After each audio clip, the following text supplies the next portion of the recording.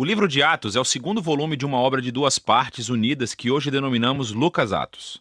Foi escrito pelo mesmo autor, Lucas, que foi um colega de trabalho que viajava com Paulo. Isso é evidente a partir da introdução do livro, onde Lucas diz: "Eu escrevi o primeiro volume, que é o Evangelho, sobre todas as coisas que Jesus começou a fazer e ensinar." Agora, Lucas fornece aqui uma pista sobre o que será esse livro de Atos. O primeiro volume foi sobre o que Jesus começou a fazer e ensinar. O segundo volume será sobre o que Jesus continuou a fazer e ensinar, o que leva a um ponto muito interessante sobre o nome tradicional, mas não original do livro: os Atos dos Apóstolos.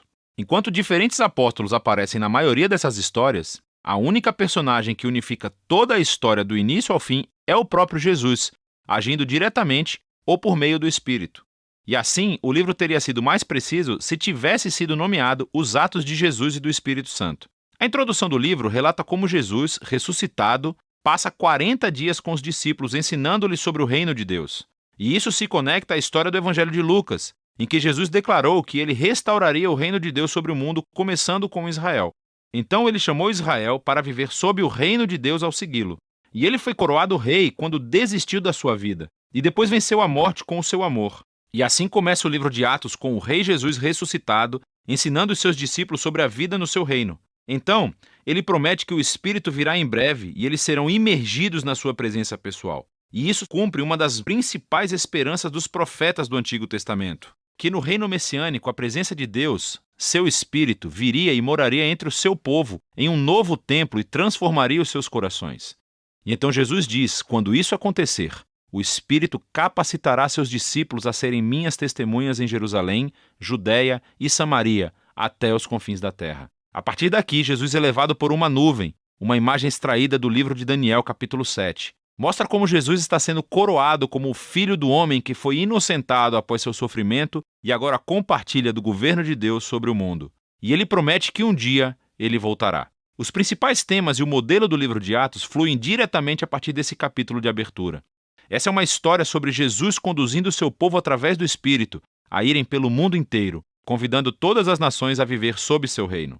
E então, a história começará com essa mensagem sendo divulgada em Jerusalém, e depois pelas regiões vizinhas da Judéia e Samaria, repletas de pessoas não judias, e depois de lá, para todas as nações até os confins da terra. Esse vídeo se concentrará na primeira metade do livro. Então, a seção que se concentra em Jerusalém começa com os seguidores de Jesus aguardando pela festa de Pentecostes, quando todos esses peregrinos judeus de todo o mundo antigo estavam na cidade.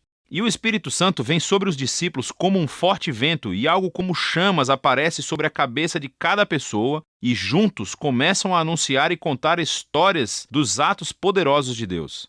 E eles começam a falar nessas línguas que não conheciam antes, mas todos os que estavam reunidos conseguiam entender tudo perfeitamente. Para compreender o que Lucas enfatiza na história, é crucial entender as origens dessas imagens no Antigo Testamento.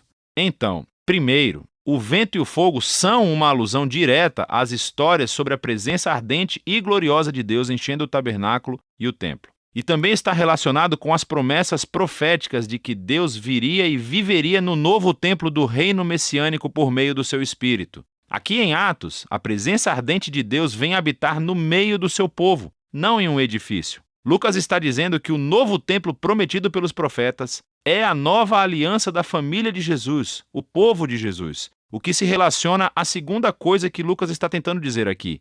Os profetas prometeram que, quando Deus viesse habitar no seu novo templo, ele reunificaria todas as tribos de Israel sob o reino messiânico, e as boas novas do reino de Deus seriam divulgadas e anunciadas às nações. Lucas descreve em detalhes a integração de multitribos internacionais de todos os israelitas que estavam lá em Pentecostes e que responderam à mensagem de Pedro. Os apóstolos, então, continuam convidando os israelitas a reconhecer Jesus como o seu Messias, e milhares responderam, formando novas comunidades de generosidade, adoração e celebração. Mas nem todo mundo estava celebrando. A partir daqui, Lucas mostra como a nova família de Jesus rapidamente enfrentou hostilidade dos líderes de Jerusalém. Com um modelo simétrico realmente muito bonito, Lucas narra um conto de 2 templos. Assim, o novo templo de Deus, a comunidade dos seguidores de Jesus, se reunia todos os dias no pátio do templo e de casa em casa. E no meio desses avisos há duas histórias sobre Pedro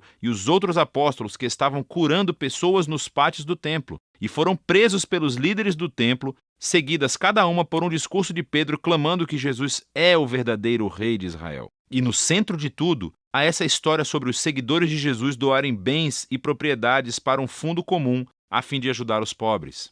O que é ótimo, e pode parecer que Lucas menciona isso de uma forma aleatória, até você perceber que esta era a única prática descrita nas leis da Torá e deveria estar acontecendo no Templo de Jerusalém com os seus líderes. Então, o ponto de vista de Lucas aqui é claro. O novo templo da comunidade de Jesus está cumprindo o propósito que Deus sempre desejou para o Templo de Jerusalém, o de ser um lugar onde céu e terra se encontram, onde as pessoas encontram a generosidade e a presença restauradora de Deus. Nesse conflito entre os dois templos, que culmina em Atos, capítulos 6 e 7, é onde começa a primeira onda de perseguições. Assim, os seguidores de Jesus continuam a se multiplicar, o que exige a presença de mais líderes. E um desses, Estevão, é uma testemunha corajosa de Jesus em Jerusalém, e ele acaba sendo preso e acusado de falar contra o templo e até mesmo de ameaçá-lo. Aqui, Estevão faz um longo discurso mostrando como os líderes de Israel sempre negaram os mensageiros que Deus lhes enviou, inclusive Jesus e os seus discípulos. Então os líderes de Jerusalém, em fúria, assassinam Estevão